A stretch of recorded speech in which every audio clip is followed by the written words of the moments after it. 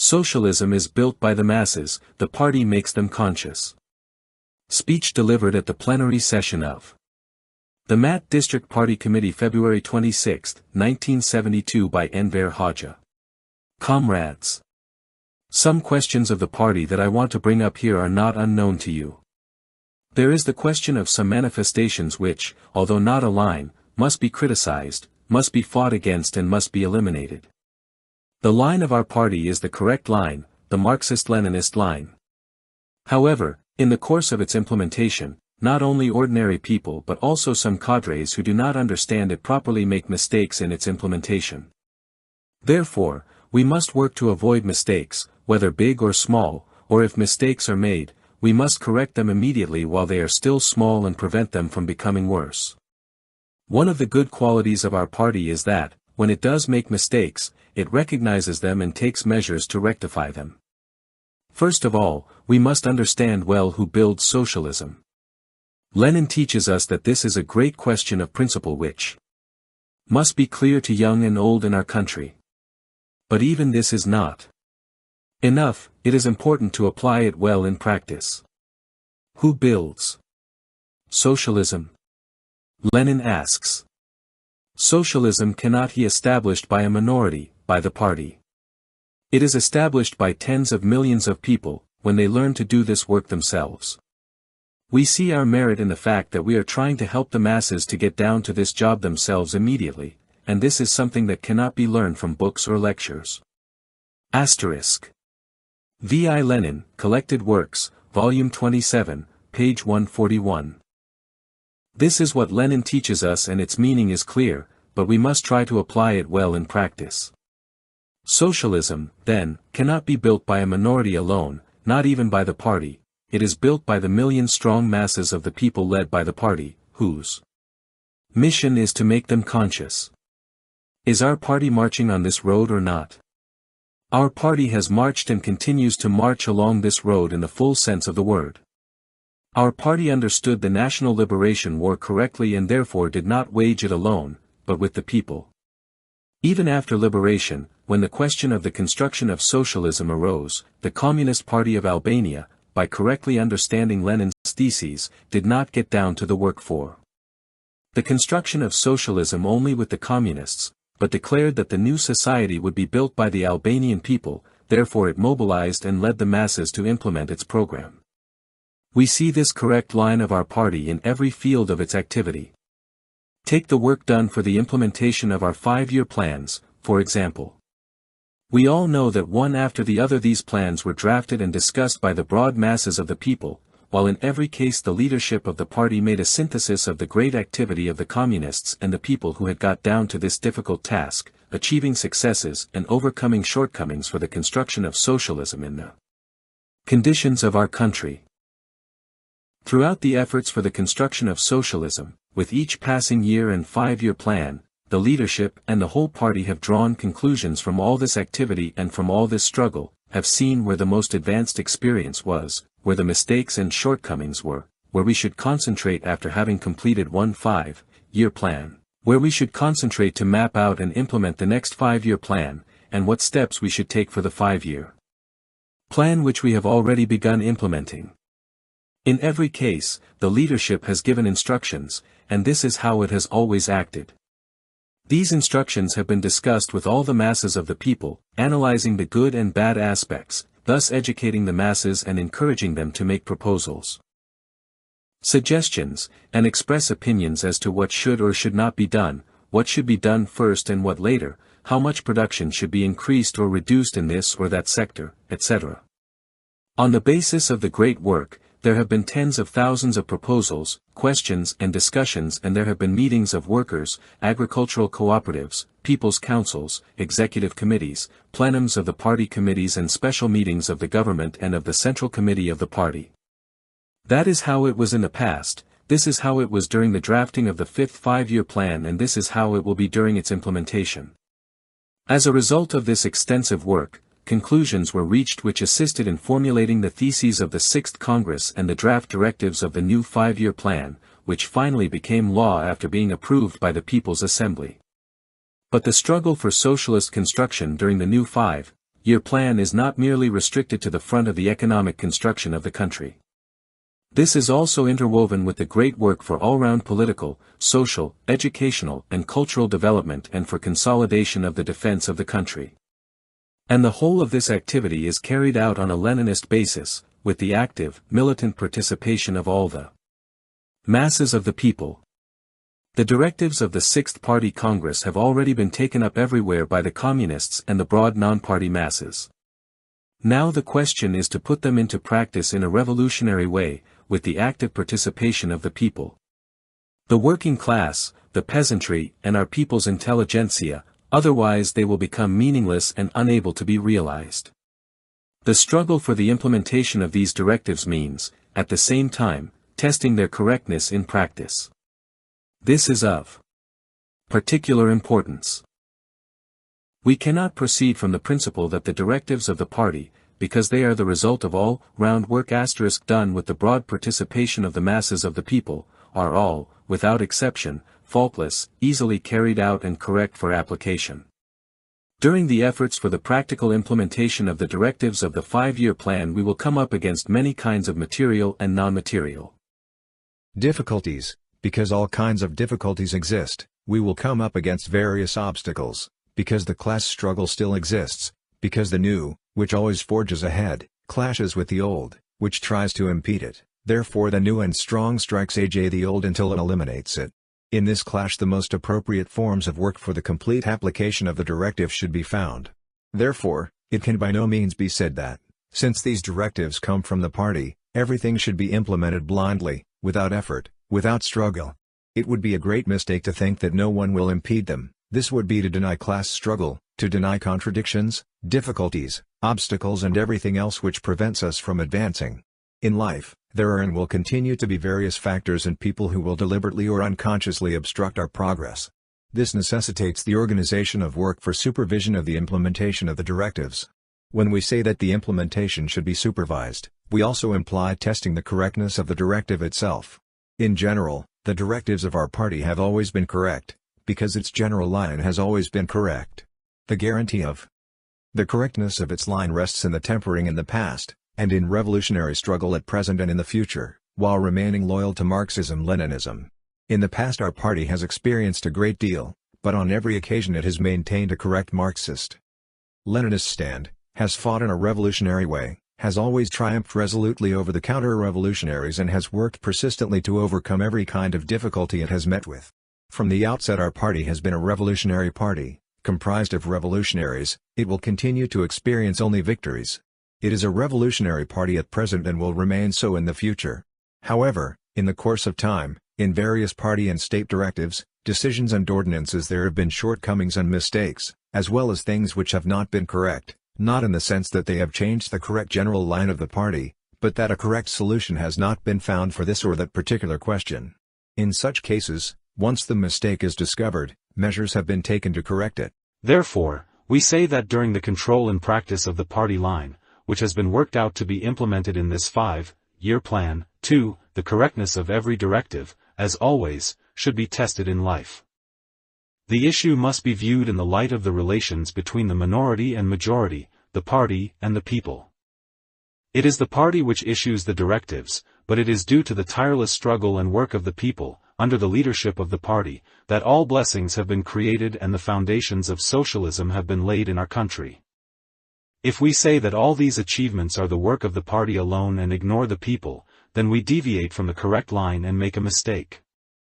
As Lenin teaches us, the minority can do nothing without the majority, not only from the viewpoint that the socialist society cannot be built by the communists alone, but also from the viewpoint that only on the basis of the living experience of the masses can a correct line and a correct leadership in the construction of socialism be worked out and the correctness of the directives be controlled and mistakes avoided.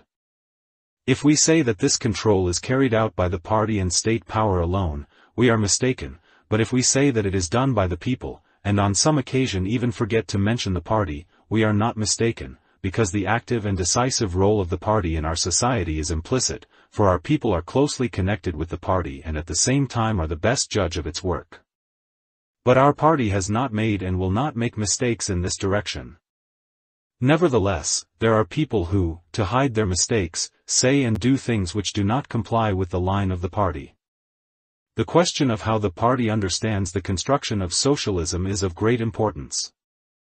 Socialism is built by the masses of the people, the directives are implemented by the masses of the people, the correctness of the party is ensured by the participation of the people, and the work to correct mistakes is also carried out with the participation of the people. Nothing can be done without the people. This is one of the great Leninist principles from which we have never deviated and will never deviate. Let the Khrushchevites, the Togliattists, and all the revisionist trash prattle, let them criticize the immortal principles of Marx, Engels, Lenin and Stalin on the party and on the vanguard of the working class. These principles stand as firm as Mount Tomer, they do not alter, but stand as firm as a granite rock. The party is in the vanguard, it is the vanguard of the working class, and it is precisely this which the revisionist theoreticians try to refute. The Leninist theory on the party does not alter, it cannot be tarnished by the theories of the revisionist trash. We say that the party is the vanguard of the working class. But what does this mean? We all know and see every day how and where the working class works. It is in constant struggle that it works in mines, in factories, in agriculture, on construction sites, on canals, and everywhere. It comes up against many kinds of difficulties and privations and strives to overcome them.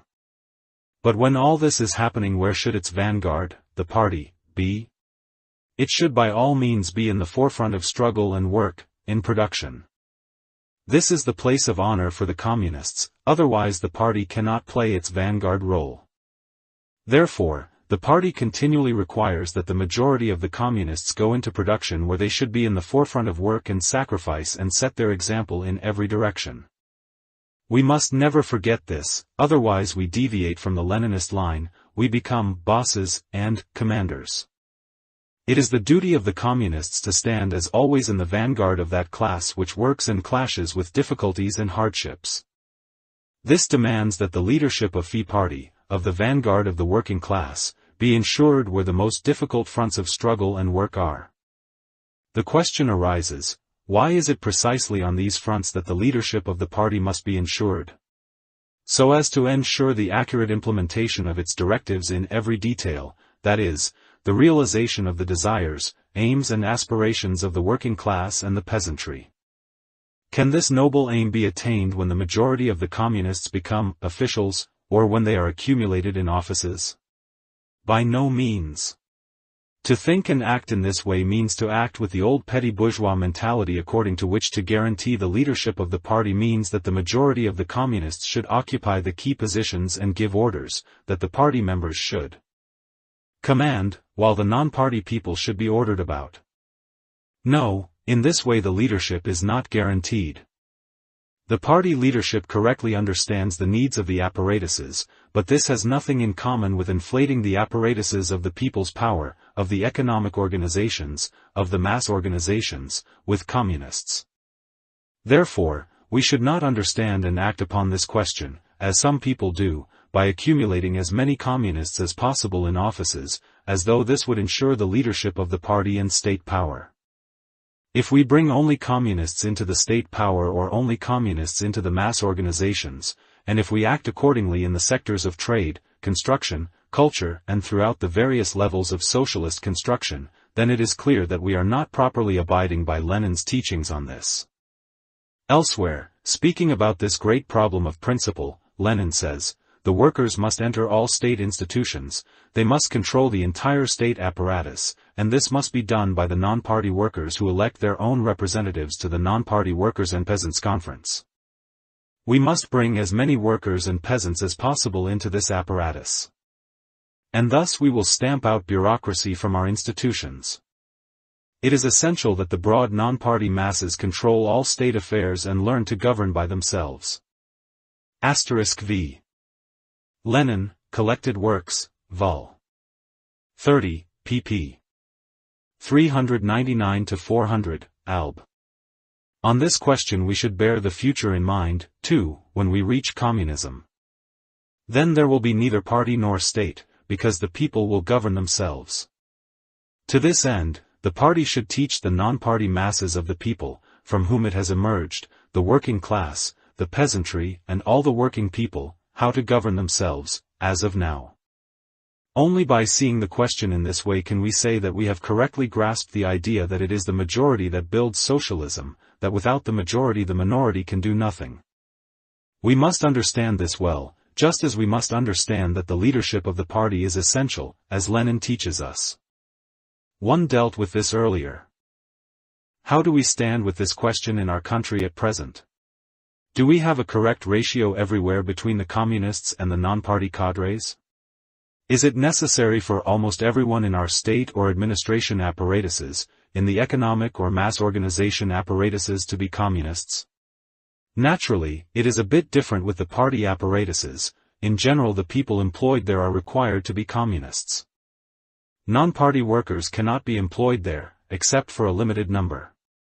Nevertheless, there are jobs in a party apparatus which can be done by non-party workers, for it is not said that, for instance, the driver, the doorman, the librarian and some other employees should be party members.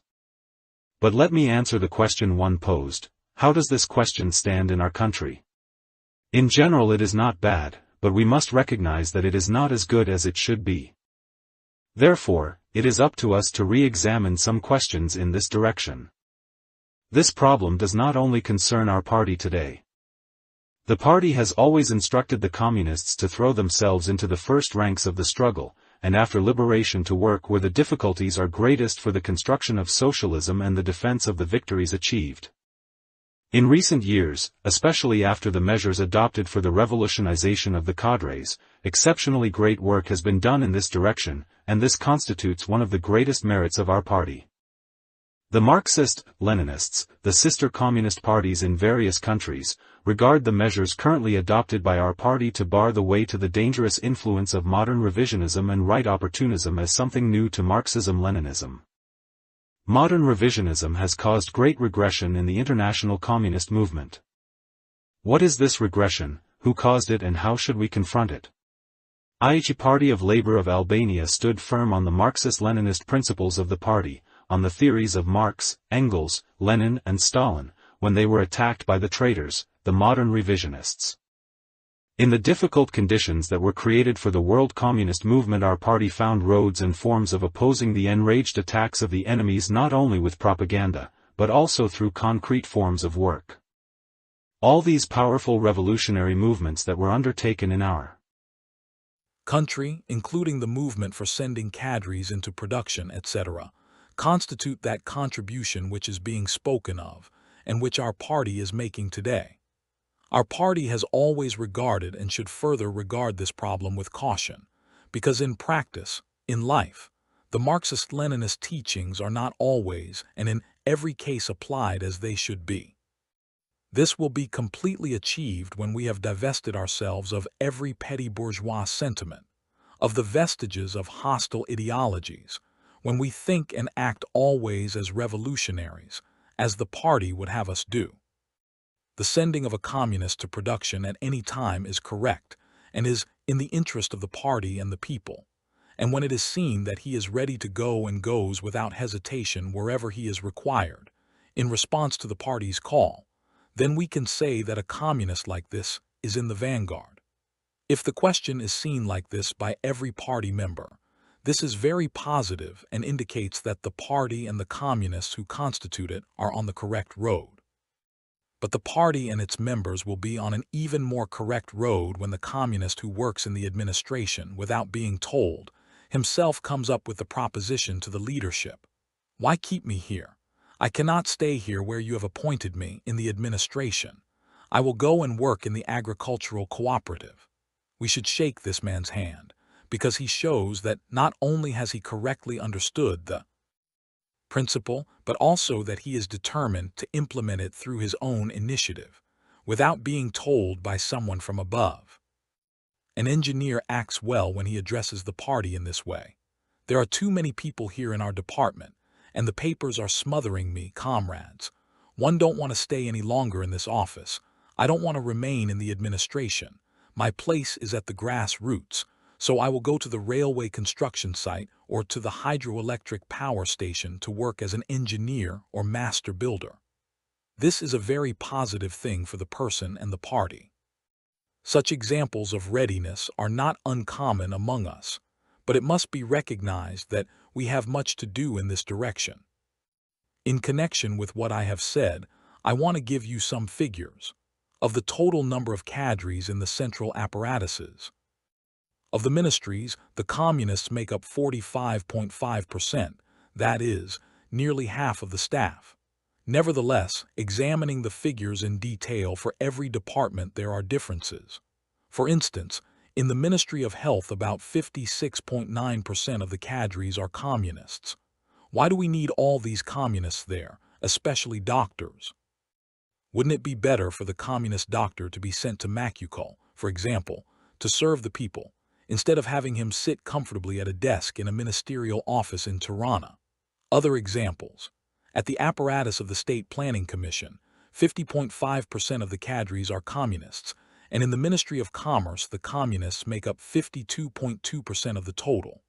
Why on earth are so many communists needed at the apparatus of the Ministry of Commerce? Wouldn't it be better for many of the communists who work here to go without delay to the grassroots, where the practical struggle is being waged to supply the people properly and to serve them better, to eliminate many shortcomings in this sector, or to protect the people's property from abuse, and to replace them in the apparatus of this department with more patriots and non-party people? At the base, these communists would indeed be in the forefront of the struggle for socialism, there where the acute problems emerge and demand solution, where the greatest difficulties are encountered and must be overcome. Thus, when it is not necessary to appoint a communist to a certain post, it is better to send him to work at the grassroots in production, because work is an honor for all, both for the communists and for all non-party patriots. This being so, let the party member first go where he is needed and where the difficulties are greatest. Let only the necessary number of communists, and not more, be brought into the administration apparatuses, and let the other posts be filled by non-party people. Thus, when chiefs are needed in departments, for instance, one in the Ministry of Education, another in the Ministry of Commerce, and so on, suitable people such as non-party patriots can easily be found. We communists are not admitted to the party in order to ensure privileges. On the contrary, by gaining the great honor of joining the ranks of the party, we are charged with heavier and greater tasks towards the party and the people on all questions, ranging from demands for the rigorous implementation of the laws of the party, its norms, and so on, to the accurate fulfillment of our tasks as citizens, by setting our example for the non-party working people. Let us not be afraid that if we act in this way, our studies at the center will be interrupted. We will still carry out studies, but this work can be done quite well, not only by communists, but together with them by non-party working people, such as Naum Strala I, pensioner, hero of socialist labor, who died recently, ex-chairman of the prices sector at the apparatus of the Council of Ministers, who was one of the most learned economists in our country, an honest and able patriot, and this is why he was one of the best advisors of our party and government. Now we have many such people. Therefore, let us bring more such non-party people and able patriots into the departments, and send more communists to the grassroots where they can still carry out studies. By the way, doesn't the Borough region too need experienced communist comrades to carry out studies? Of course it does. But how are these studies carried out? Often the ministry asks the respective section of the Executive Committee of the Regional People's Council for information, which will provide concrete data as a basis for studies. This means that these studies cannot be carried out without the aid of the grassroots. This being so, why shouldn't the person who engages in such studies go and work at the grassroots? In this way, the studies will be even better because they will not be bound by red tape, but will be carried out by getting to know the vivid life of the people at close quarters. But there is something still finer in the accumulation of communists in the apparatuses, and precisely there where the line of the masses is spoken of. The communists make up 55% of the total number of cadres in the central apparatuses and in the mass organizations at the center. while in the apparatuses of the mass organizations in the districts, 63.1% of the cadres are communists, but there are also differences between the mass organizations. Thus, in the apparatuses of the youth organization at the center and in the districts, the communists make up 51.2%, in those of the trade union 67.2%, in those of women 65.8%. Thus, in the mass organizations, where day and night we incessantly wear ourselves out speaking and propagating reliance on the masses, precisely in those which we call mass organizations, out of every 100 workers of their apparatuses, the majority are party members. Why is it that non-party elements are not brought into them? Is it essential for all these communists to be in these apparatuses? What are they all in these apparatuses for? Why aren't they sent to work elsewhere and replaced by non-party workers? Let us now consider how the question stands with the people's councils, with the front councils, and with the people's courts of justice in the districts. Here too communists make up 34.37% in the people's councils of districts, while they make up 31.37% in the front councils. Of the judges and assistant judges elected in 24 districts, 51.9% are communists. See how many communists we have even in these organs. The other day I asked for the list of deputies elected to the People's Assembly and saw that a high percentage of them are communists. Why should there be such a high percentage of communists in this organ? Even in the past, we have had non-party members in this organ. Furthermore, during the war, people were elected to the General Anti-Fascist National Liberation Council who were celebrated patriots, and even though they were not party members, they remained deputies after liberation for many terms of office. It was only last time that some of them were not re-elected, as was the case with some communists too, not for lack of confidence in them, but because it was thought that young people should be brought into this high organ of the people's power as well. But it turns out that almost all those elected are party members. In electing a deputy or a councillor from the ranks of the distinguished workers or cooperative members, is it always essential that the person be a party member when we have distinguished workers and cooperative members galore, even heroes of socialist labor who are not in the party and who are fully entitled to this trust? The question arises, why has this happened? It has happened for several reasons. We admit the best people into the party. Being among the best, when young communists happen to be carrying out an important function at the time of their admission to the party, it has been considered proper for them to remain there. Thus, this has happened owing to the aim of raising cadres from the ranks of the best people, and as a criterion, it is only just to select them in this way. But we have been overdoing it in this regard by attempting to have as many communists as possible. Then there is another cause which has led to the creation of this situation. Frequently, it is easier for the leading comrades and party organizations to decide on appointing a cadre to an important post from their office. Sometimes they have the list of communist cadres ready at hand. Therefore, when the need arises, in order to save trouble, they say, "Why should I appoint a non-party worker to this post of responsibility when I've got a whole list of party members and know their background, that everywhere they have been they have done their job well, that they are honest," and so on. Thus, he selects one of the communists and takes him, say, from the trading network of Burrell and brings him to the one in Tirana. In this way, many communists have been appointed to posts of responsibility, whereas the others, those who are not in the party, although there are plenty of good people among them, are not sufficiently known. This too has brought about the appointment of more communists than necessary in the administration apparatuses. Then there are even such communists, and this is still more dangerous, who try to occupy a cozy corner, who fight to fill some armchair position. Such people who think like this and distinguish themselves by such tendencies know who to curry favor with. They try to take advantage of the occasion to put in a good word for themselves, to create a favorable opinion of themselves among the comrades in responsible positions, directors, chiefs, etc., in order to obtain the coveted post. This is another reason why we have many communists in our apparatuses. Finally, there is yet another reason why cadres are not drawn from the ranks of the non-party people: lack of confidence in them. This is of major importance in principle.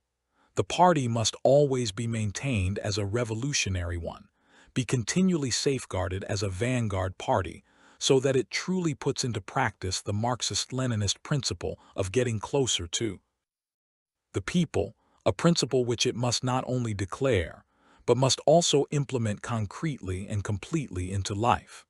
How should the non-party elements be treated? Marxism-Leninism teaches us that the communists should treat the non-party elements as equals and have confidence in them as in their own brother. If a communist has no confidence in the non-party elements, then neither will the non-party people have confidence in the communist. This is reciprocal. Lenin advises that relations between party members and non-party elements must be characterized by mutual confidence. The confidence of the communists in the non-party people creates confidence in the communists among the latter. This confidence is created through the mutual aid and control between party members and non-party elements in the course of everyday practical work. Comrades, this is of great importance to us and to every party. Our party, in general, has great confidence in the masses of the people, and it is precisely owing to this confidence, not in words but in deeds, that it is closely linked with them. The people have seen that the communists have shed their own blood, have made great and innumerable sacrifices, have selflessly fought for the interests of the people. Therefore the people have great confidence in the party and the communists. But it is imperative that we zealously safeguard this great confidence of the masses in the party, for this is the greatest strength of our party. Our party and country have always borne in mind and respected this Leninist principle. Therefore both party and people have developed strong ties of mutual affection and have complete confidence in one another. This is clear to all and beyond doubt.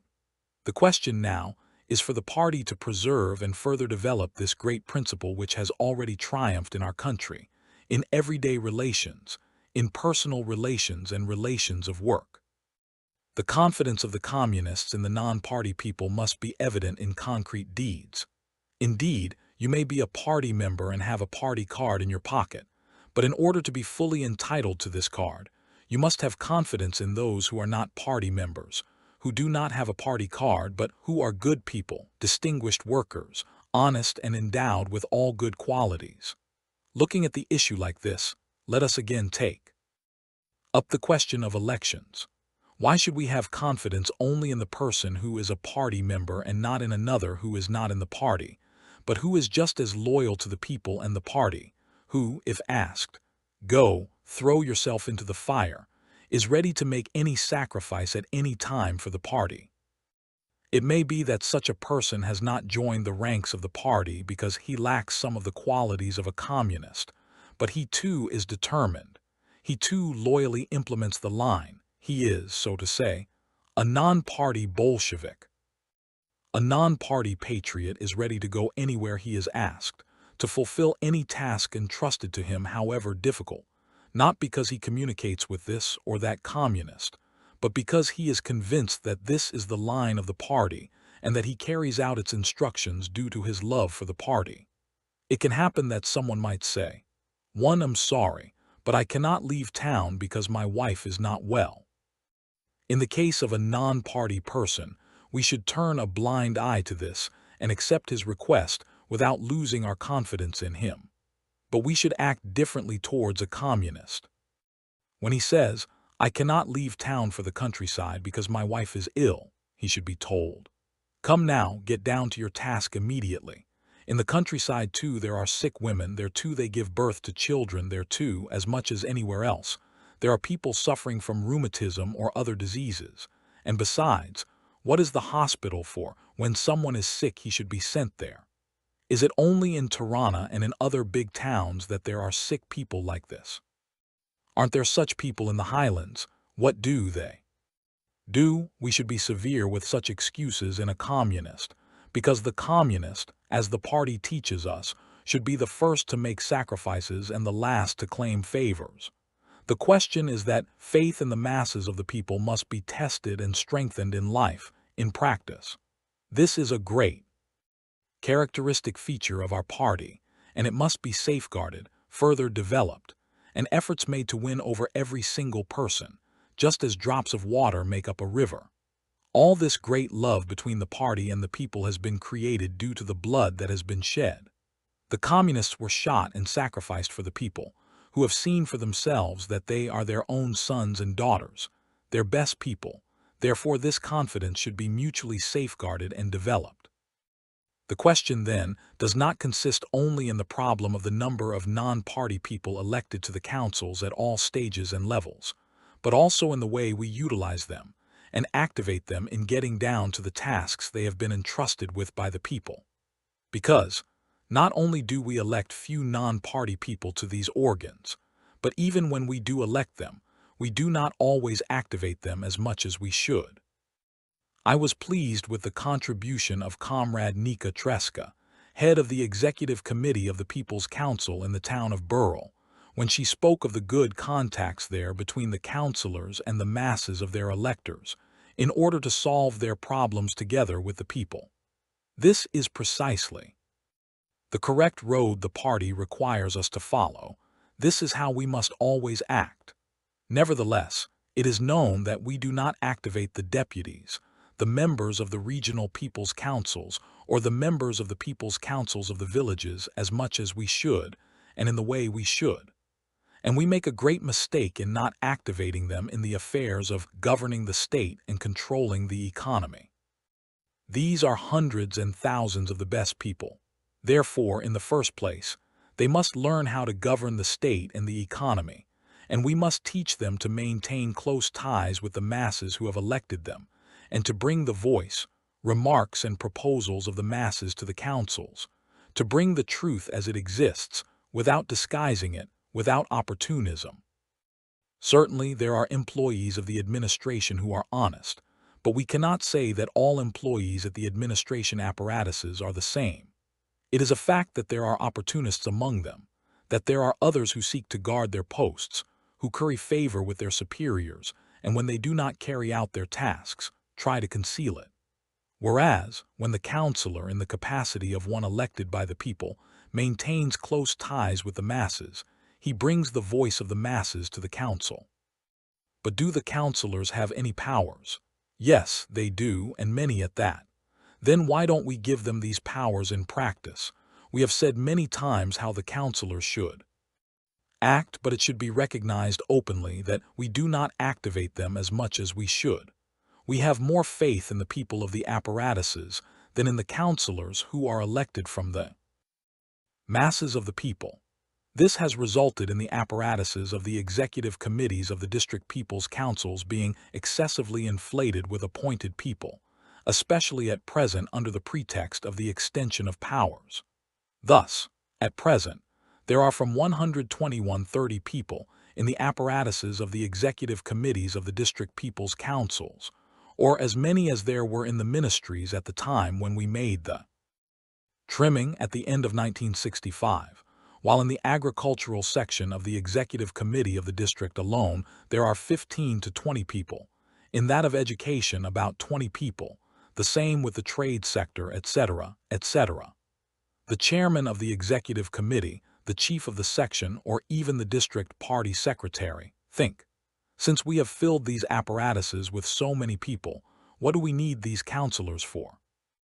Oh well, since they have been elected, it is enough that they come once every 3 months to the councils, where we render them some sort of account or other, hold some solemn meeting with them where, if you like, we deliver a report and end the matter with that. Comrades, are we going on the correct road by acting like this? This is not the first time that the party has raised the question of activating the elected people. It has emphasized this many times before and has advised us how to act with them. The councillors are the direct representatives of the people. They are elected by them. The party, the state power, and the people have granted the deputy the right, when, for example, he observes something wrong in the trading network, or when the electors complain to him that there is partiality in that network, etc., even if he is a worker in a factory or plant, to simply pick up the telephone and inform the director of the enterprise where he works that he must, that very day, go personally to control some of the trading units. It is the party which teaches him to act like this, whereas the director of his enterprise should not raise obstacles, but on the contrary, should allow him to get down to his task as a deputy in the way he should. Similarly, 2 or 3 deputies, and here I am not only speaking of the deputies of the People's Assembly, but of those of the district people's councils as well, are quite capable of taking the place of 20-30 employees accumulated in the apparatus of the executive committee. But where are these deputies actually working? One may be working at a shoemaker's shop, another at a carpenter's, another at a factory construction site, etc. All of them are representatives of the people, men of production, men of the class. Therefore, if they are activated, they could do much work. We have dwelt at length on control by the class, but it seems to me that this question has been somewhat passed over in silence, has been cooled down. But class control means that the working class should stand up and aid its party, carrying out the directive issued. The party cannot live without the class, just as the class cannot ensure victory and forge ahead without the party. Both of them then collaborate closely with one another. The working class, when it sees that the party has inflated its apparatuses, draws its attention to it, tells it that a mistake is being made here, informs it that such apparatuses are not necessary to it, and that therefore they should be cleared out, got rid of, because all the people in them are fed at the expense of the class that produces. And the workers' control, after studying the situation, suggests that where, for example, there are 22 employees, it is sufficient for only 5 of them to remain without impeding the work in the slightest, and that 2 of them be communists and 3 be non-party persons. It demands of these people that they do their job well. At the same time, the class itself undertakes to control the situation in the same place a bit later on, which means that it will instruct and lead them in the work, and if they make mistakes, reprimand them as well. And it must be clear that when the class speaks, bureaucracy cannot speak, and conversely, when the class does not speak, bureaucracy rears its head. The class control puts the directive of the party into effect, ensures its correct application.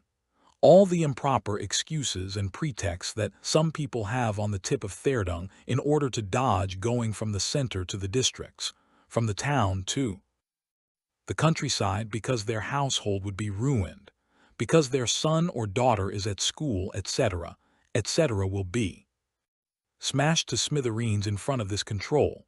And what about the people? What about the party? What about the work? These petty bourgeois tendencies must be made the target of workers' control. It seems to me that this has been taken a bit too lightly and is poorly organized in practice. We should grant the working class the power it is entitled to. This is what the party teaches us. Who is in power with us? The working class. Therefore, Lenin teaches us to bring as many elements of the working class as possible, whether party members or not, into the state power. This, too, is a form of workers' control. This control has arisen from necessity, from the struggle for the application of the line of the party. When matters do not go smoothly, for example, in the trade sector, why should we condemn only one ordinary saleswoman? And the director, whom we have placed at the top, what does he do? How much does he organize? How much does he control? And how much does he aid his subordinates to perform their tasks well? Or is he one of those people who, when the workers' control team goes to him, says, "At your command, comrade workers, you are quite right in your criticism of us"? No, this is not enough. It is not enough that he accepts in words what the workers tell him. He must also act precisely on what he is told by them who can see the shortcomings and the weaknesses much better, who are vigilant and will not reconcile themselves to shortcomings and bureaucratic attitudes. This director should say, thanks very much to the workers' control. He should carry out its instruction, and after the workers' control, there should be no allowance for another control by the officials, who might make matters look a bit better or arrange matters only amongst themselves, finishing up with some remark on the registration card. On the contrary, everything should be carried out to the letter so that, when the workers' control goes back to the trading sector, it does not find the same situation again. Every shortcoming should be done away with, and the situation should be improved. Otherwise, the workers should go to the party and demand the dismissal of such a director because he is to blame for the fact that measures are not being taken to strengthen the situation in his sector, or he should be reprimanded, transferred to some other job, etc. The word of the workers should be carried out within as short a time as possible, because this is the class control. Otherwise, there is no class control, except in words. Rendering account before the popular masses should be continually borne in mind. I spoke to you about how the workers' control stands with us, but now let us see what Lenin has to say, and let us do as he teaches us. Lenin says, there should be organized regularly not only general meetings for the masses of workers and peasants, but also meetings for the cadres in responsible positions to render account of their work before the masses of workers and peasants. Such meetings should be organized by all means not less than once a month, so that the possibilities are created for the non-party masses or workers and peasants to criticize the Soviet organs and their work.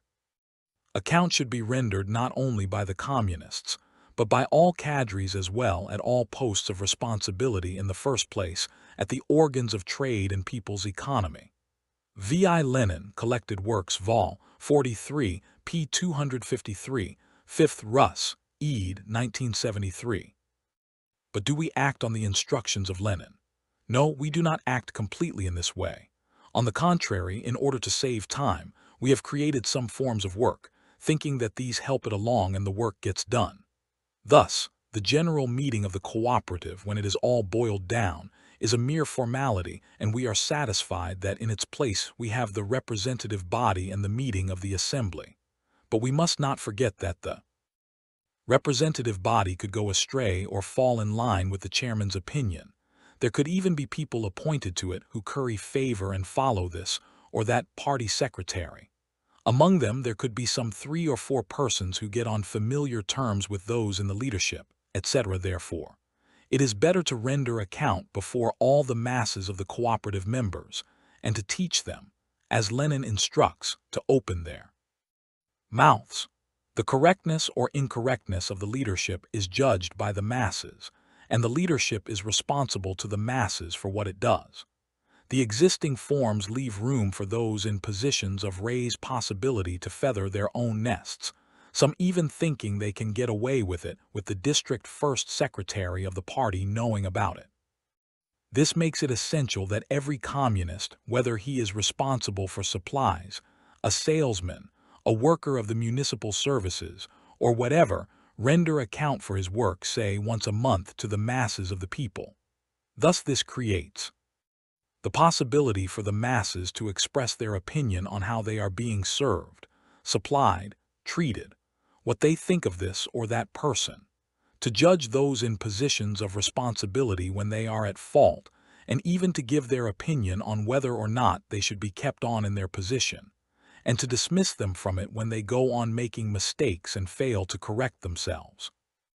When some employee or director makes a mistake in his relations with the people, he must be criticized and warned not to make that mistake again. If this criticism and warning is practiced periodically, then next time he comes to report to the masses about the improvements he has made, you will see for yourself that he has been brought down a peg or two. Therefore, we should see to it that the chairman of the cooperative, or the director of the municipal services, enterprises, or any other employees in a position of responsibility report time and again to the masses who are directly interested in their work. The former should speak to these masses and report to them on how they have done their job, because after them, the masses will get up and speak about each particular one of them. When this is done periodically, if it is observed that they have not remedied their mistakes, the masses have the right to tell them, "We advised you once, twice, and now kiss us goodbye." When a person, whatever his position, knows that each month he has to render account to the masses, he will collect himself and try to work better. Then we can say that the workers' control is effectively carried out and yields results. There are cases when in dealing with some matters, even though we handle them well, some people give us trouble. Here it was mentioned how the people themselves decided on distributing study bursaries. When we act in this way, everything is solved correctly and no one can say anything against us. Nevertheless, some discontented person may appear, who even in such cases says, partiality is being shown. He believes that the party does not know how it was done, therefore he thinks he will try to see if he can profit in an unjust way. He thinks, since this is a democratic regime, even if he does not succeed in this, he loses nothing. The forms of work you have practiced concerning study bursaries are democratic, therefore as many such forms as possible should be found for every problem to prevent them from being decided on by the administration apparatuses alone, say for example by the chief of the trade section, because the chief could be flattered by someone who is trying to hide his own dirty linen, and trying to make the chief keep his mouth shut, perhaps by even sending him some early season tomatoes, some peaches, or a basket of grapes. And if the chief accepts them, he has no alternative but to help hide this man's dirty linen. Whereas in front of the people they could not act in this manner. The people would not descend to such tactics, and when they see that you are not acting correctly, they would pull your ears. And what has the party said about the question of the cadres? The party has instructed that the masses should be consulted about everyone who is to be appointed. If the need arises to appoint a director, we should first address ourselves to the collective and ask them, "Do you want this director, comrades?" There are cases at present when such questions are posed, but they are frequently formal, for in fact the opinion of the collective is taken into account last of all. First, the nominee is asked whether he agrees to the transfer. The question is decided by the organ which has him on the list of nominees. Then finally the cadre's office is informed. And only after these procedures, when everything has been decided upon, do we go and talk the matter over with the workers to see whether they want this person for their director or not. But the matter should not be handled like that. The decision should be taken after first having asked the opinion of the workers, after having ensured the workers' consent, and after having urged them to stand up and speak their minds in front of the collective on everything they know about this candidate, to express their opinion on whether he is fit to be a director or not. In a word, during the meeting the question should be debated and the opinions discussed. When it is seen that the overwhelming majority has expressed its opinion on the person, then the decision is voted on. This manner of electing and deciding on the cadre is more democratic, and only after this process should the proposal be considered by the organ which has the list of nominees on the basis of his personal file, which is presented to that organ. The personal file of the candidate should reflect all that has been said by the workers. Their words should not be scattered to the wind as happens now, so that his file contains only the official's words, the words of the chief of the cadre's office. This practice should be changed. A man is better known by those who work and live with him day and night. However able the person in charge of the cadre's office may be, he cannot know everyone from his office. Someone may appear and say to us, "Hold on, comrades, such things must not be handled in this way. Are there regulations to be observed here or not?" Yes, we should answer this man, we have regulations, but the ones which we are talking about are the best regulations, more revolutionary, more just, more democratic, and in no way bureaucratic. Therefore, when nominating a person to some post, the matter is discussed by the collective. The secretary of the party organization of the base, who is present, absolutely must write to the party on what was said about that person, without keeping anything secret from the committee, so that the personal file reflects the reality, and that the decision taken be just and objective. Even when the question arises of electing a councillor, the masses should debate and discuss the question of the person proposed. In this case, everyone has a right to stand up and propose the candidate he considers most appropriate, listing the strong and weak qualities of the person in front of the whole collective. After him, someone else might take the floor to add to the picture of the person's qualities. but he also points out some shortcomings of the person proposed which were not mentioned by the first speaker, stressing that these do not constitute any serious obstacle to the person's election, but they should be recognized and corrected. A third person may think that another candidate is more suitable than the person already discussed. After the participants in the meeting have discussed broadly who should be elected, the candidates are voted on. This is a correct and democratic procedure from which we gain great benefit, for in this way people's qualities are considered in detail and unworthy people are prevented from coming into the leadership. Inasmuch as every citizen of our country enjoys freedom of speech, it might happen that someone proposes an impure element. In this case, it is up to everyone, communist or non-party patriot, when they know the person proposed, to stand up and explain to the meeting who the man is, to point out the stains of his life, to point out that the one proposed is not an honorable person, etc. And they therefore call on the participants to refuse him as a candidate for councillor, while they address a severe criticism to the one who made the proposal over the fact that it was thoughtless of him to try to bring such a person into the council. This is class struggle, a struggle which does not permit people who are not deemed fit to profit from our genuine democracy, a struggle for the incessant defense of the lofty interests of the people and the party. We should understand democracy correctly, both within and outside the party. In the first place, we should be clear that, above all, it is necessary to strive to convince people politically. Political persuasion does not arise of itself or fall from the sky, but is an entire process, formed through incessant political work among the people, following the correct line of the party, and is achieved by explaining everything to them with patience, wisdom, good conduct, Marxist benevolence, by explaining it once, twice, thrice, and then, when the other won't listen, with severity. But we should resort to the greatest ruthlessness against the class enemy. The question of political persuasion is closely linked with democracy.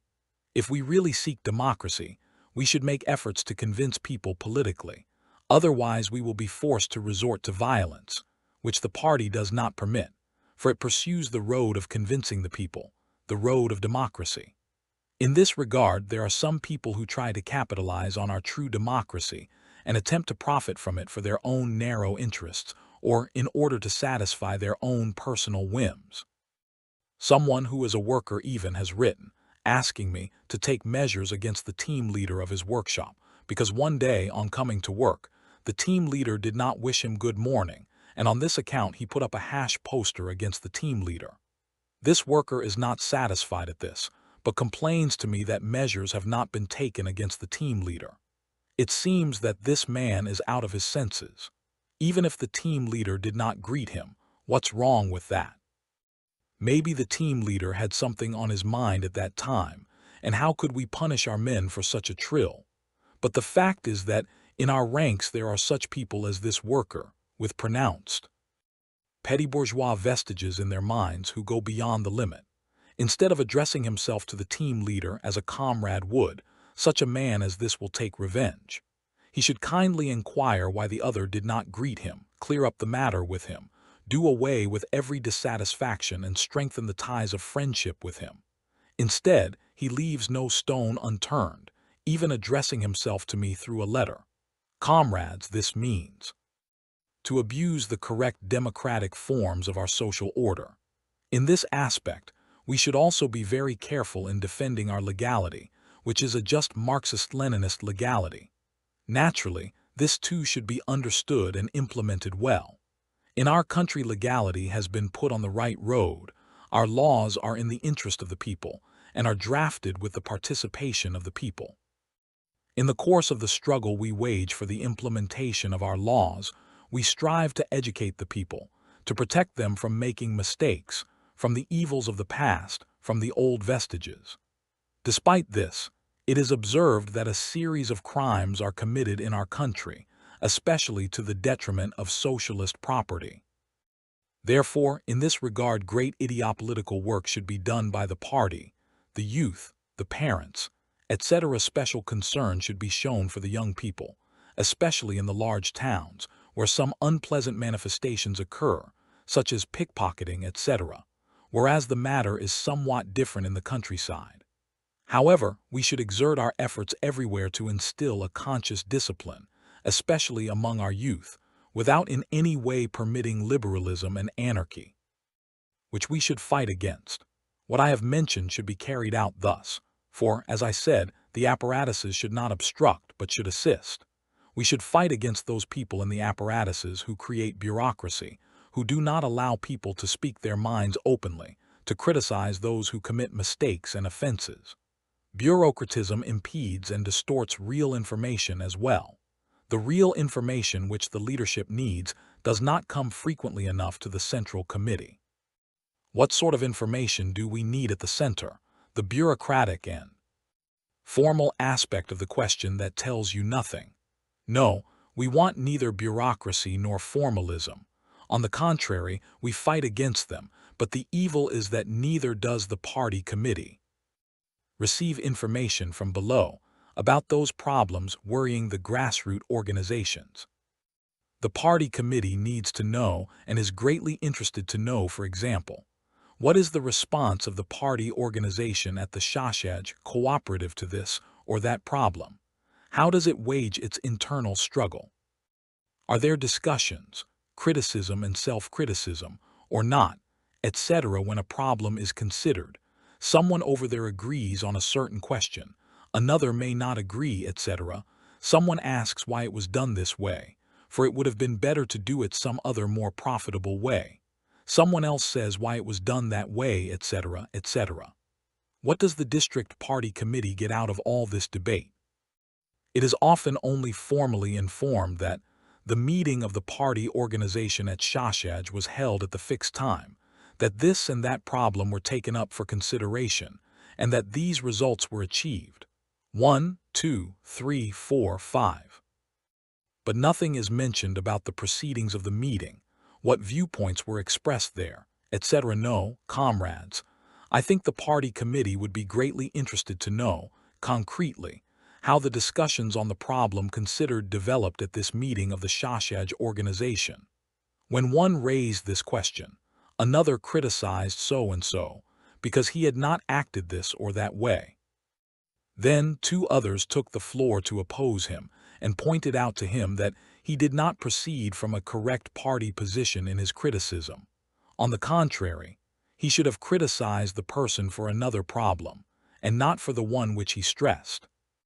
Such information on the procedure of the meeting will show the party committee that this is a really militant organization of the party, that it is seething with life and agitation and creates the conviction that, in such a party organization where the problems are correctly discussed, the work will go well. The committee will be informed on how the communists fight and respond there, how able and energetic they are, how they understand Marxism-Leninism, democracy, criticism, etc.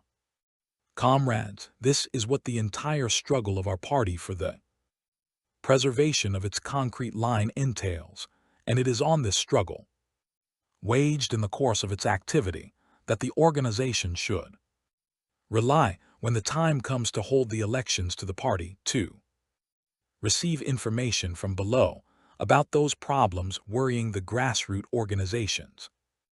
The party committee needs to know and is greatly interested to know, for example, what is the response of the party organization at the Socialism cooperative to this or that problem? How does it wage its internal struggle? Are there discussions, criticism and self-criticism, or not, etc. when a problem is considered? Someone over there agrees on a certain question, another may not agree, etc.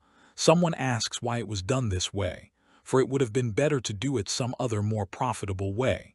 Someone else says why it was done that way, etc., etc. What does the district party committee get out of all this debate? It is often only formally informed that the meeting of the party organization at Socialism was held at the fixed time, that this and that problem were taken up for consideration, and that these results were achieved. 1, 2, 3, 4, 5. But nothing is mentioned about the proceedings of the meeting, what viewpoints were expressed there, etc. No, comrades, I think the party committee would be greatly interested to know, concretely, how the discussions on the problem considered developed at this meeting of the Socialism organization. When one raised this question, another criticized so-and-so because he had not acted this or that way. Then two others took the floor to oppose him and pointed out to him that he did not proceed from a correct party position in his criticism. On the contrary, he should have criticized the person for another problem, and not for the one which he stressed. Such information on the procedure of the meeting will show the party committee that this is a really militant organization of the party, that it is seething with life and agitation, and creates the conviction that, in such a party organization where the problems are correctly discussed, the work will go well. The committee will be informed on how the communists fight and respond there, how able and energetic they are, how they understand Marxism-Leninism, democracy, criticism, etc. Comrades, this is what the entire struggle of our party for the preservation of its concrete line entails, and it is on this struggle, waged in the course of its activity, that the organization should rely when the time comes to hold the elections to the party, too. It is this struggle that should decide who the future secretary of the organization will be in the next elections, if the other who held this post up to date has not accomplished his task well, that this person should be the chairman and not that one, etc., etc. These are some important aspects of internal party life, which are also vitally important to the leadership, which in turn is enlivened by the base. Comrades of the grassroots, by acting in this way you enliven the leadership. It is essential for the leadership to be told about precisely these aspects of the internal life of the organization, for it is these that it needs, and not the formal aspect of the question. But what happens in fact? Many are afraid of informing the leadership on these important aspects of the internal life of the party organizations, lest it become concerned, and wonder just what is happening in Socialism. No, comrades, informing the party committees on what I said will assist it, and help it understand that what is happening at Socialism is nothing to worry about. On the contrary, it will know that the party life there is developing vigorously, in the spirit of debates, where the communists finally make decisions and carry them out in unity, like a single body, regardless of the fact that all kinds of opinions were raised and expressed during the discussions. This is only normal. It is to act otherwise that is not normal, is not on the Marxist-Leninist road of the party. If it was observed that there was no debate at Socialism, it was observed that there was a false silence there for a long time, then the district party committee would really have something to worry about. It would have to think seriously about why it has happened and reach the conclusion that the situation there is not as it should be. Therefore, it should pay attention to aiding and enlivening its organization, whereas some comrades think otherwise and say, since there is silence, this indicates unity, therefore the situation there is normal. No, comrades, the situation in the party organizations is as it should be only when there are debates, criticism and self-criticism to form a correct party position, when opinions are expressed on the work and proposals and suggestions made, etc., in short, when life seethes there, and not when silence reigns. But we should understand correctly what should seethe.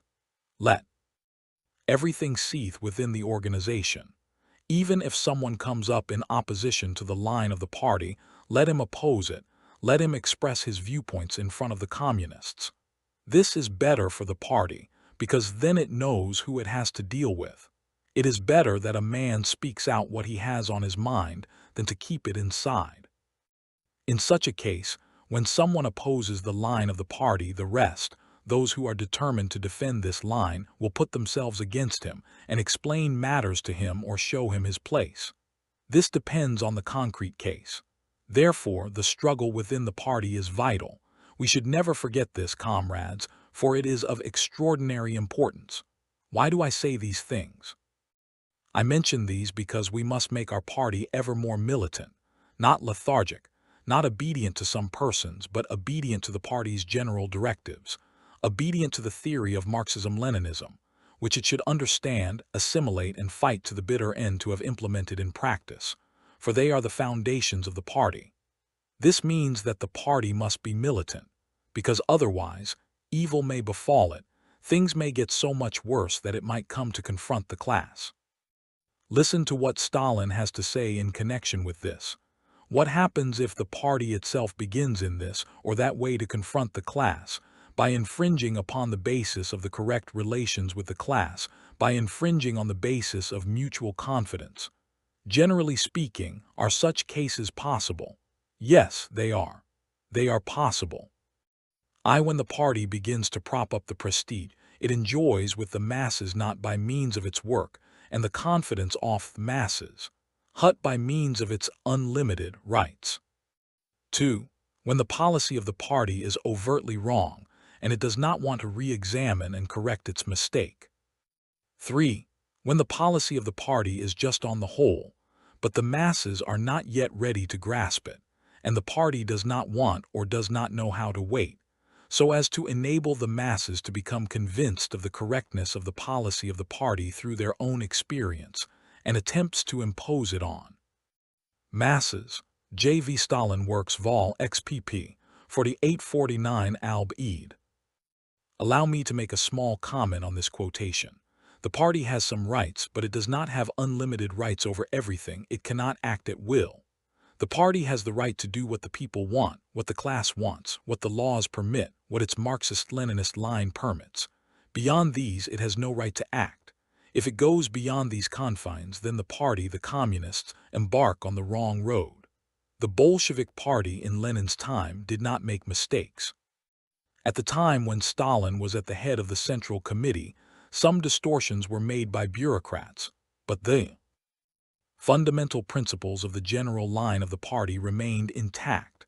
They were trampled underfoot after his death, when the party leadership and the state power were usurped by the Khrushchevite revisionists. With us, the situation developed in a different way. Our party has always been prudent and just in its line. Nevertheless, individual persons make mistakes, but these are not the mistakes of the party or of its line.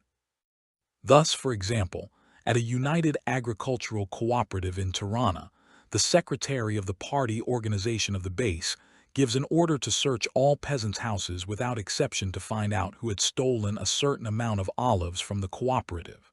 Who gave this secretary the right to order every house to be searched? Nobody. This act is a great offense to the people, by capitalizing on the name of the party. According to the laws of our state, no one can enter anyone else's house without their permission. Neither the party nor the law allows for someone's house to be searched in contravention of the fixed regulations. Only the prosecutor has the right to issue an authorization of entry into a citizen's house, but the prosecutor, too, should think the matter over well before the search is conducted. He should have concrete evidence that theft or crime is committed, and only then does he order the police to start the search. Whereas some communist comrades, taking things lightly and proceeding from the erroneous concept that the party can do anything, go and search all the houses of the village merely because one or two persons have stolen some pounds of olives. To allow such erroneous, arbitrary acts, which originate from the distorted viewpoint that the party can do anything, leads to the road mentioned by Stalin, when the party endeavors to prop up its own prestige not by its own work, not on the confidence of the masses, but on its unlimited rights. We should have it quite clear in our minds that there are also limits to the rights of the party. Our party, being in power, has made laws, has established regulations which no one should violate. If the party violates them, this is a great mistake, for it creates a situation where it relies on its unlimited rights without a base in the people. The confrontation of the people with the party is an erroneous road. Therefore, our party has not allowed and will never allow such violations. It will take ruthless measures against all those who commit them, whoever they are. A cooperative member from Elbasan writes me a letter, whose content is really very bitter, extraordinarily bitter. Among other things, he wants to know when the party organization at the Shurgin Agricultural Cooperative will cease making mistakes, for it has ordered that all privately owned livestock be sold or slaughtered. The writer of this letter wonders how it is possible for such a thing to be done. At first, we could not bring ourselves to believe that such an order was issued either. Therefore, we sent people to verify the matter on the spot. What was the result of the control? It came out that this order was issued by the Executive Committee of the District People's Council, by the bureaucrats of the agricultural section. When these scribes over there were asked why this order was given to this cooperative, they answered that it was thought that in the future it would become a higher type cooperative. Therefore, privately owned livestock, according to their distracted minds, should be slaughtered or sold. This act, which was in open contradiction to the line of the party, and which had worn the patience of this cooperative member thin, urged him to write me this letter. But because of this order, of the 2,400 ewes owned privately by the cooperative members prior to the issue of the order, about 800 ewes were sold at the time when the verification was being made. When people understood that this was a wrong order, they stood up and demanded explanations from the executive committee which had taken this decision in opposition to the line of the party. The people were right. Such orders, issued in the name of the party, but which, in fact, run counter to its line, are hostile. Therefore, can we allow these people to commit such monstrosities? No, we can never allow them to, otherwise we oppose the party to the masses. Therefore, anyone who acts against the directives of the party against the masses should be sent to the people without hesitation, and should tell them personally that the mistake was not made by the party, but by us bureaucrats. He should apologize and beg the people to give him somewhere to shelter his head, some tatters to sleep on, some job in the fields, and, if the cooperative has enough meat and milk, to let him eat some too, if the cooperative has not, to let him wait until it produces them. The question arises, where do such unjust orders and directives emerge from? They are the offspring of bureaucratism. Therefore, in order to avoid them, bureaucratism and the bureaucrats who do such things in the name of the party must be ruthlessly fought against. Such persons harm the interests of the people and harm the line of the party to such an extent that they make the ordinary people pose the question, for how long will the party make mistakes? No, comrades, it is not the party that has made the mistake. It has never said that privately owned livestock should be sold, even when the cooperatives become higher type ones.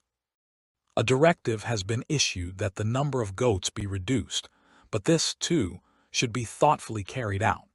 We shall reduce their number only because they damage our forests and yield little. Nevertheless, as long as they are not yet replaced with more productive animals, their number should not be reduced. This reduction should be carried out gradually and carefully, so that our children do not lack food. This is how it will be done with ewes too, although, as is known, we will never aim at completely doing away with them, because a number of them should be kept for the future too, to meet the needs of the present and of the future, especially for wool, but also for meat, and then for the simple reason that this useful animal eats a part of fodder that other animals do not and turns them into material goods. This is what the party advises. Then why should its directives, history, etc., unfortunately was proved in the Soviet Union after his death? The Bolshevik Party of Lenin and Stalin was not in militant readiness. This readiness, according to the opinion of our party, is ensured when we attach importance to some matters which might seem trivial as well.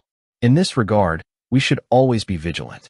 When the party slackens its militant readiness at a certain moment, it is caught unawares by the class enemy. In the Soviet Union, this was how modern revisionism emerged, representing the bureaucratic, corrupt elements, the enemy of Marxism-Leninism, the enemy of the Leninist revolutionary norms of the party, which had wormed its way into the party and remained hidden there, as in a cocoon. We should bear in mind the historic experience taught by Stalin. We should bear in mind that experience of the Bolshevik Party, which found itself unarmed in face of modern revisionism, precisely because in its work it neglected reliance on the masses. Stalin foresaw what can happen to a party if, under the stress of bureaucratized apparatuses, it relies more and more on its unlimited rights. Do not think that this slide came all of a sudden. No.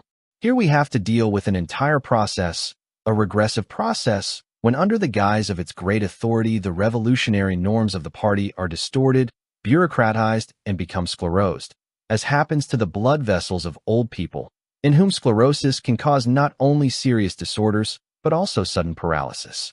The tragedy that occurred in the Soviet Union proves that the Bolshevik Party was being gnawed at from within like an apple, which although red on the outside, is worm-eaten inside, and has not long to live.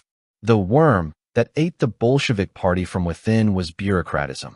The sclerosis was the violation of the Leninist norms, all of them disguised with the name and authority of the great party of Lenin and Stalin.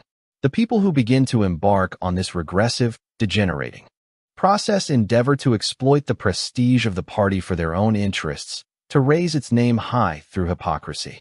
There are those who sincerely try to uphold the name of the party, and there are those who, under this guise, do nothing but strive to make a fetish of themselves, of their own ego.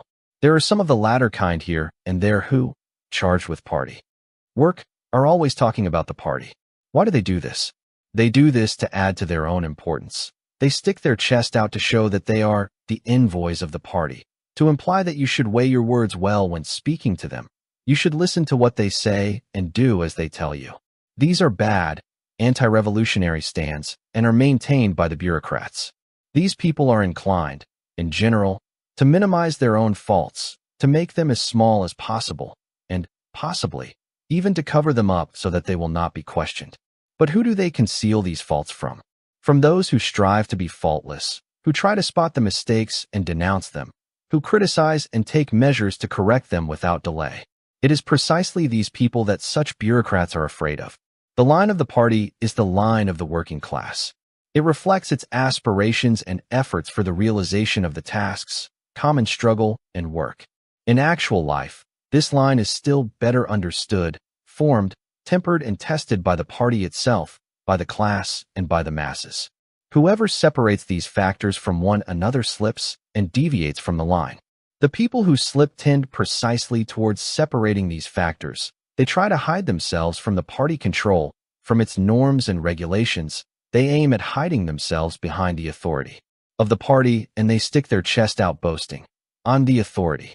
These people, instead of reflecting on the remarks of the masses, try to cover up their shortcomings, discuss things quite abstractly, demanding to be heard, because they are supposed to be in the right. In order to hide their mistakes and avoid criticism addressed to them, they try to identify themselves with the party and thus defend themselves and escape criticism. When they see themselves threatened by imminent criticism, they make a great fuss, saying, "The party should not be criticized, the party is infallible," etc. This stand harbors in itself a great evil. It gives birth to fear of criticism. In a village of the Kruja district, the members of the People's Council went to the house of a peasant woman and slaughtered her goat in her private plot, saying that this she-goat was above the norm allowed to the cooperativists by the Constitution. The truth is that this woman was not a member of the cooperative, but she had kept more livestock in the plot of land granted to her by the cooperative than the provisions of the Constitution allow for the cooperativists. Naturally, the act of this peasant woman was by no means correct, but the envoys of the party, instead of resorting to the method of persuasion, solved the matter in a high-handed fashion, went to her house, seized the old woman's she-goat, and slaughtered it before her eyes, saying that this was an order from the party. Has the party ever said to act in this way? Never. This is a mistake made by some people vested with power, but not by the party. These arbitrary acts, as one have said above, give birth to fear of criticism. These acts stem from the incorrect concept of some people who, as Stalin pointed out, think that the party has unlimited rights. Thus someone might think, since the party has the right to do anything, then why should one make any criticism at all? The party has the power in its hand, and, if I say a word, it might mean I will have hell to pay for it. The mistakes committed by some individuals run counter to the line of the party. Comrades, if such cases are allowed to exist, and multiply, if those persons thinking that the party enjoys unlimited rights are allowed to act freely, then what happened to the Communist Party of the Soviet Union will happen here. Arbitrary acts, appropriate and inappropriate measures under the pretext of defending the party and safeguarding its authority. In fact, arbitrary acts lead to the separation of the party from the class, from the masses, to its disarming and weakening, and finally to its liquidation. What Stalin predicted about a party being caught unawares must never be forgotten by our party, must always be borne in mind. Our party is a strong party, a party which zealously defends its norms, which fights, and will continually fight for them. Nevertheless, here and there exist some negative manifestations, some tendencies of certain bureaucrats or immature people, and it is precisely against them that we should fight in time, as soon as they crop up, and we should correct them by all means as quickly as possible. In conclusion, I wish to stress the fact that we continue to march unswervingly on our correct Marxist-Leninist road, as it was defined by the Sixth Party Congress. First of all, for the further consolidation and strengthening of the party. We should study the directives of this Congress with great attention, ponder them continuously and profoundly, be led by them in our daily work and by the other materials of the party which constitute a great treasury of experience. This material will assist us to better understand the Leninist theory on the party and the modern revisionist false communist theory on the party, which is nothing but the theory of the liquidation of the party and of the proletarian dictatorship. As you know, since the betrayal by the Soviet revisionists and their stooges, the international Marxist-Leninist communist movement has been engaged in a severe life and death struggle against them. Our party is in the vanguard of this struggle, which we must carry through to the end. Therefore, in our country, it is indispensable for both the people and the army to be armed and trained in military arts. But we, the party members, and our entire people, parallel with arming ourselves militarily, should first of all be armed with our invincible theory of Marxism-Leninism. We will find this theory in the classics of Marxism-Leninism. We will also find it in the vivid, long, and militant experience of our party. Therefore, we must consider the enlivening of the revolutionary life of the grassroots organizations, of the party committees at all levels, as an important permanent task of ours. By attaching first-hand importance to the ideological, militant training of the party, by being aware and armed, we shall never be taken by surprise. On the contrary, we will always be in the vanguard, in the place of honor in the struggle against the class enemies, whether internal or external, against imperialism and revisionism, until our final victory. The vigorous and militant life of the grassroots organizations and of the party committees, the common revolutionary struggle of the elected and electors, the work of the party apparatuses, the joint struggle of the whole party within revolutionary norms, within the limits of democracy and democratic centralism, all these are a vital party, without hesitation and without servility towards one another. Such a revolutionary collaboration leaves no room for timidity, servility, or fear on the part of anyone. It is only in this way that the party, its Marxist-Leninist line, are defended. Such a stand is a powerful blow dealt by our party at the reactionary, bourgeois imperialist, anti-Marxist, and revisionist ideologies. The Leninist party norms are made the target of a subtle attack by the revisionists of all hues, who aim at liquidating the parties of the Marxist-Leninist type in order to ensure the victory of capitalism and imperialism and to defeat the working class. The revisionists resort to all ways and means to attack Leninism, its principles for party building, and its norms, which make it militant, active, and the vanguard of the working class. Furthermore, the Italian revisionists go so far as to tell such ignominious lies as that Marx himself had not been for the creation of a party of the working class. Therefore, according to them, Lenin had distorted Marx's ideas. In this way, the revisionists come out against Lenin, but they are careful to disguise their anti-Leninist attack. But facts indicate the opposite. The Communist League, organized by Marx and Engels, was a party of the proletariat. In many of their writings they have stressed, in particular, the need to organize the Communist Party to lead the working class. The revisionists cannot negate this. It is as clear as the rising sun.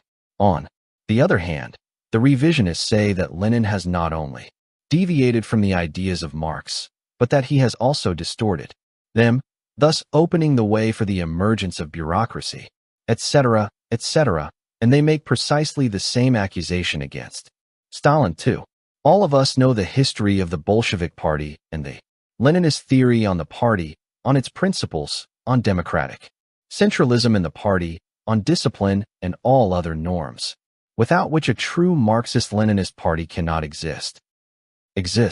Revolution cannot be carried out and led, the proletariat cannot establish its dictatorship. All these have been proved by history. In the final analysis, what is it that the present-day revisionists are seeking? They seek and promote some theories which Lenin ruthlessly fought against in his time. According to them, the working class in the West has attained a high stage of development. Therefore, it is not essential for it to be regimented, organized, and to have a strict discipline. According to them, the party line, its leading role, in opposition to what Lenin has said, dwindles to nothing. According to the revisionists, the party committees and capitalist-owned factories can play a certain role, only if they urge the workers to make economic demands, and not political demands. Such theories and other similar ones were condemned and refuted by Lenin in his time. Therefore, the modern revisionist propaganda and that of all enemies of socialism, which are savagely spearheaded against Marxism, Leninism, are aimed at diverting the working class and the working masses led by it away from the road of revolution and socialism. In our country, despite the shortcomings in the work, the line of the party is based on Leninist principles. Its directives are constructed, implemented, and verified through the party class and party people fusion in harmony with the Leninist theory and principles on the party. Our party is in the uninterrupted process of revolutionary development and continually fights to find new forms and methods, a better and more revolutionary style with each passing day. This constitutes the guarantee of the correct Marxist-Leninist line of our party for the future, too. Speeches, 1971 to 1973.